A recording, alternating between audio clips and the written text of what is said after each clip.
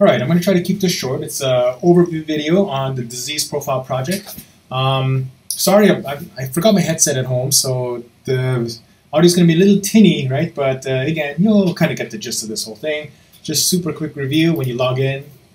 Here's how we log in. There's when we go to our site, right? And then our homepage will pop up. If it doesn't, make sure that your pop-up is not blocked, right? And this is where we see the due dates. Sometimes I get questions as to where do I find the due dates. Here they are, start date, end date. All your content is in there, so just go and click through, right? So if you want to read on Module 1 stuff, here are our lectures, lecture notes, right? Super quick. We should know this by now. What I want to show you is also we have our deadlines for our disease profile project. There's part 1, there's part 2. So notice it's a span of time, right? So today's the launch of part 1, and then it'll be due September 1st. And then sometime, it's not exactly to the 22nd, but sometime after that, you get details for part 2, which is due October 19, part 3, and then there's a mystery part 4, which we'll talk about one day, but we're not there yet. So first things first, let's go to our La Lima site. Everything here for the project is in the discussion board. And then click on Disease Profile Project. And then there's a couple of new things here. Here's the groups for the project. So we click on this, and yay, there are the groups, right? So we have 25 groups, groups of 3. We have 2 groups of 2. I tried to do my best to be accommodating to all your requests, right? So again, I did my best, but it is what it is, right? So it's really hard to adjust now, right? So the time for requests was before. We are now where we're at. If you want to download a PDF of all the groups, you can just by downloading here. Otherwise, just look for your names. Everyone should be there, but if for some reason you're not on there, just let me know, and then I'll go see if I made an error. And then the video that you're watching will be linked right here, right? So that's what this whole link will be coming soon. That won't be there next time you log on. Okay, let's go back to this. So everyone is in groups. Every group has their own discussion forum, right? So you'd have been assigned groups 1 through 25, and then really it's only your group will show up, right? So let me show you, right? So for example, if I go to student view and I go here, since I am personally not assigned to anyone, oops, over here, since I'm not personally assigned to any one group, I actually don't get to see one, right? So you should see one down there, and it'll just have your group name in it, right? It'll be group whatever you want. Sometimes if you have one of those really tiny little screens, right, and I can't shrink this guy, but if you have one of those tiny screens and you don't see it, just make sure you scroll to the bottom, and then you'll see that. And then let's just go randomly click group 1, part 1 project details, right? So here's the project. Now it's a problem-based scenario, and the scenario here is that you are a recent Hawaii State Department of Health employee.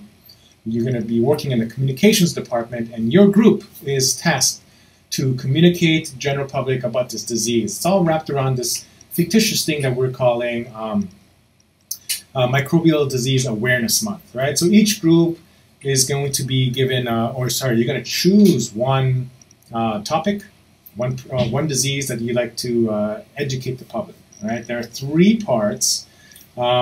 And so if you read the memo kind of gives you an overview of the whole project, right? And 3 parts here: a press release, a presentation, and then an informational poster. And everything kind of builds on each other. The press release is kind of the data, the info. The PowerPoint adds a little bit of pictures to the information, and then the poster kind of puts everything together, trims the importance, removes the unnecessaries. One kind of static poster that you live forever, right? So everything kind of builds on each other. Now, oftentimes students will ask, what do I do about the presentation? What do I do about the poster, right? Not important. We're just going to focus on part 1 first, right? Because we're going to do it in parts. Purpose of parts is to do it a little bit at a time, right? So here's our second part, and this is the thing that we want to focus on now, right? The focus is the press release. So here is your task, due September 21st, right? As a group, the idea is that you want to communicate about your disease to the Leeward Oahu community, right? So a few things I want you guys to really stress about this.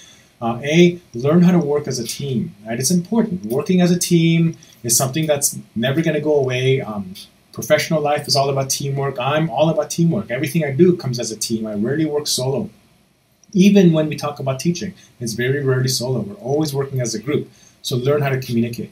Meeting is not important, right? So sometimes people say, oh, I can't meet my group. It's not fair, right? Meeting is not important, right? In fact, much of the work that I do is done through email and it's done electronically, right? So we're going to use Google Drive, right? If you don't know how to use Google Drive, here's a quick video showing you how to use Google Drive. And it's all integrated in your UH, right? So if you prefer to use your personal Gmail, make sure you communicate with that to your group, right? So that's the other thing I want to stress. Communication is so important. When you guys are working as a group, you must constantly communicate. So first things first, determine how are you going to communicate with each other. Do you want to use the discussion board? You do have your group forum. You're welcome to post in there. Do you want to use text messages? You're welcome to use that. You want to use Facebook messages? Whatever you want. It really doesn't matter. You guys just have to agree with it, right? Agree on it. Now, the nice thing about using the discussion board is I can see that you guys are communicating, right? So I can kind of have a visual track of your communication, but it's not important, right? I've had groups that use the discussion board extensively and I can see everything they've talked about. I've had ones where I don't see a single post, yet they still produce very good work, right? So it's up to you guys how you want to do it, but you communicate. The other thing about communication is sometimes our schedules are all misaligned, right? Sometimes you're very busy right now. You just don't have the time to work on it. And that's okay. Just tell your group saying, hey, right now I'm slammed. I got a bunch of things going on. I just can't work on it right now, but we'll work towards the end as we get closer to the deadline. Let them know so then they know, all right? Similarly, if you know, oh shoot, September 21st, my friend's getting married that day. I kind of need to get the work done earlier, right? Make sure you tell your group saying, you know, the deadline is not coming around a good time. I'd really like to start earlier, right? And make sure then that you're not getting frustrated that your work isn't working, group isn't working with you. At the same time, make sure that you are not getting frustrated because everyone is doing the work ahead of you and you're not even ready to do the work yet, right? So communicate with each other. Finally, another very important part about this is you need to know your target audience, right? This is going to be something that's going to come up a lot. Know your target audience, members of the Leeward Oahu community, right? So we're kind of conditioned that, oh, it's a research project. I'm going to do a bunch of research, talk about things that are super complicated that I barely understand myself, right? That's not what this is about. You're going to choose a disease. You're going to communicate this disease to your members of your community. You let them know what they need to know, right? So what should they need to know about the disease? If you're going to choose Ebola, what are the important things that they should know about Ebola, right? At the same time, what do you think they should know? What are those things that, okay, everyone has oh, how do I get this, blah, blah, blah, blah, blah, blah, but maybe there's other things that they should know, right? Again, keep it relevant. And the analogy that I always use is if you're talking to your uncles and aunties, right, your parents, your neighbors, what language will you use with them, right? What are the things that they want to know? What are the things that they should know? As opposed to talking about complexities of life cycles and double-stranded DNA this and single-stranded RNAs that, right? That's probably less important than getting down to the nitty-gritty. There are a bunch of resources here. That's the Department of Health website if you want to see it. The CDC is always a good place to kind of start gathering your information.